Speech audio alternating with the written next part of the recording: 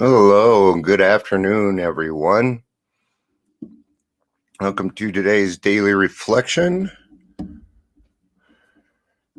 Hope everybody's having a good weekend. It is Saturday, February 6th of 2021. So there we are. I kind of like that countdown. That countdown's kind of fun. I think I'm going to make a music video out of my theme song, though, and put it there. Yeah, I think that's a much better idea. So, today we're going to be talking about recognizing old behaviors. Sometimes this could be kind of difficult to do because, we get caught up in life and we start moving along. Let's say we're moving along in the program, right? Things are going pretty well. And we may not even realize that we are slipping into old behaviors. So, it might be hard for us to recognize that. That's why it's always good to have 3 or 4, I call them accountability buddies. Okay. And these people keep me in line. They keep me in my lane. And when something's going on, they kind of give me either a kick in the butt or a nudge or whatever it is that I need that day to help me out. Right. And that's aside from having a sponsor and stuff. I'm talking about closed mouth friends that you talk to on a regular basis. The people that you talk to in all the time, like your home group. Your home group's a great place to have accountability buddies because you're going to be speaking your truth there. All right, you better be. I love this cup. So my second oldest granddaughter got me this cup. She was like 2 or something like that. But they went and they were running around Salvation Army. And she goes by, she goes, "Grandma, what does that say?" It says, "Well, it says Grandpa." She goes, "I want that." So there it is. That's the story behind that cup. Each one of my cups kind of has a little bit of a story. So what are some of the things that you could recognize maybe? What are some of the clues? Well, number one, your attitude. I've always noticed that my attitude changes. Now, sometimes my attitude feels fine and I feel like I'm going along. Okay. Sometimes we get too big for our britches. Okay. We go beyond what we're supposed to be doing at the current time. This usually comes out of excitement, wanting to help other people, things like that. So it isn't that we don't want you to help. It's just, don't expend all of your energy at once, kind of a thing. If you find that you're making decisions fairly quickly, that's a good indication that you might be slipping into old behavior. Either way, a good way to check is take an honest look at your intentions. And if you're working a program of honesty, you're going to find that your intentions will tell you what you're up to. Okay. So I'm doing this. What are my intentions? What am I getting out of it? Why am I doing it? Okay. Am I doing it to help somebody else? Or am I doing it to get something out of somebody else in order to appease myself? Right.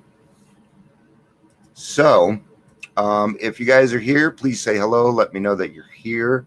If you go through the group and you want your name to be seen, you're going to have to click on the little icon that lets you show it's your name. It's just a new thing that they're doing, and we're going to have to work with it. It's just kind of how it goes. So let's get to today's daily reflection itself. And I am reading out of Odette today. I used to be an expert at unrealistic self-appraisal. Not so much now, are we, though? At certain times, I would look only at the part of my life which seemed good. Then I would magnify whatever real or imagined virtues I had attained. Yeah, I remember living in this house, and this place was just a dump, man. We shouldn't even have been living there. Okay, that's how bad it was. I think after we moved out, they tore it down because it was very unsafe. Not to mention the poltergeist living there. Anyway, so I used to have like team meetings, right? I'd bring my salespeople over. I didn't even have a working sink, right? We're gonna be rich. We're gonna do this. Such bull crap.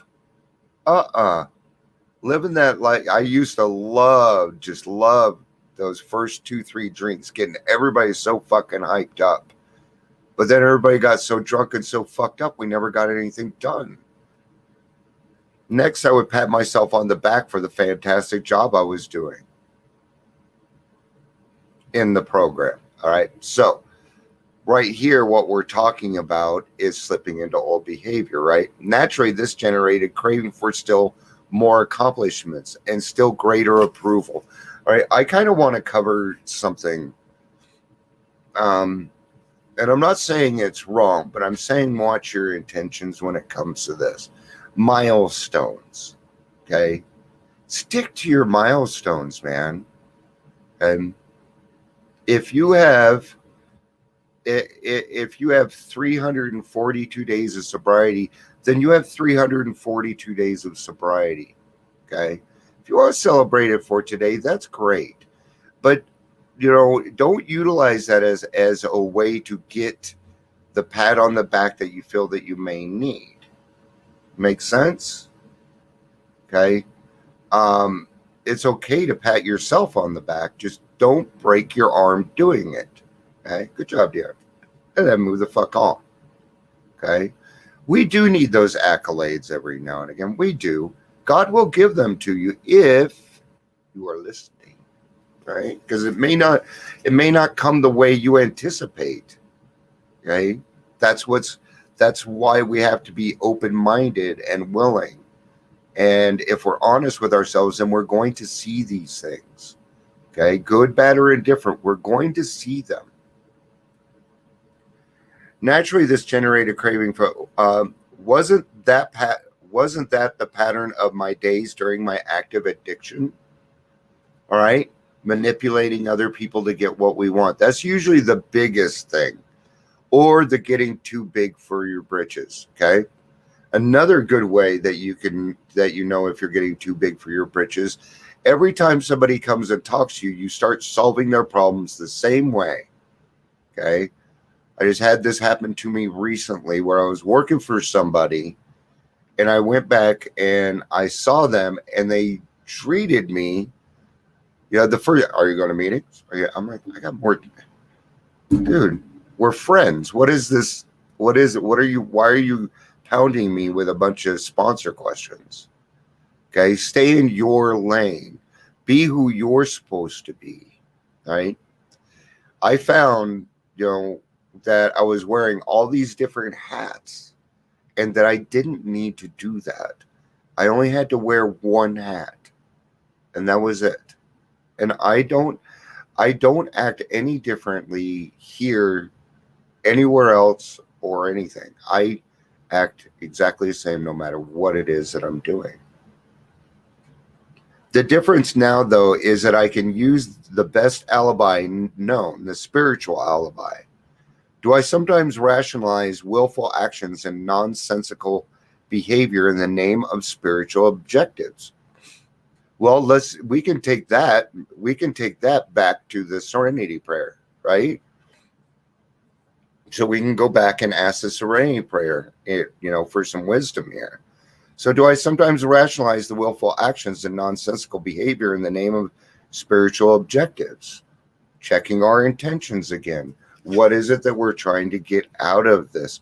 What are we trying to put into it? Are we creating more confusion than harmony? I did not pick out a place in the big book, so I'm just going to open it. We avoid retaliation or argument. We wouldn't treat sick people that way. If we do, we destroy our chance of being helpful. We cannot be helpful to all people, but at least God will show us how to take a kindly and tolerant view of each and every one.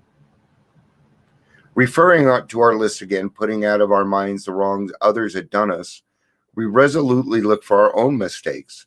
Where have we been selfish, dishonest, self-seeking, and frightened? Though a situation had not been entirely our fault, we tried to regard the other person involved entirely. Where were we to blame? The inventory was ours, not the other man's.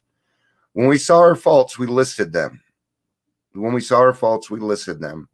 We placed them before us in black and white. We admitted our wrongs honestly and were willing to set these matters straight. Notice that the word fear is bracketed alongside the difficulties with Mr. Brown, Miss Jones, and the employer and the wife. The short word somehow touches every aspect of our lives. It was an evil and corroding thread. The fabric of our existence was shot through with it. It set in motion trains of circumstances which brought us misfortune we felt we didn't deserve.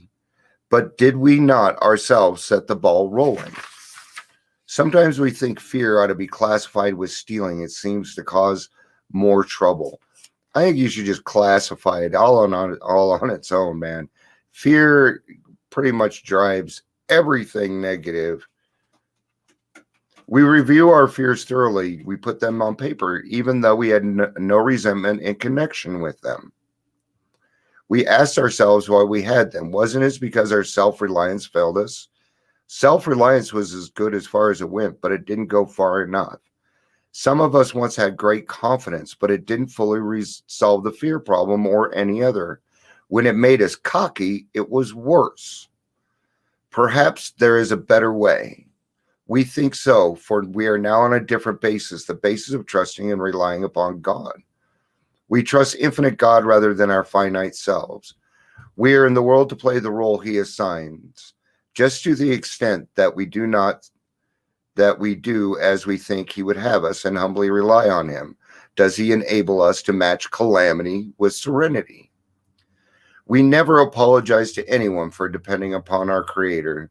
We can laugh at those who think spirituality the way of weakness. Paradoxically, it is the way of strength. The verdict of the ages is that faith means courage. All men of faith have courage. They trust their God. We never apologize for God. Instead, we let him demonstrate through us what he can do. We ask him to remove our fear and direct our attention to what he would have us be. At once, we commence to outgrow fear.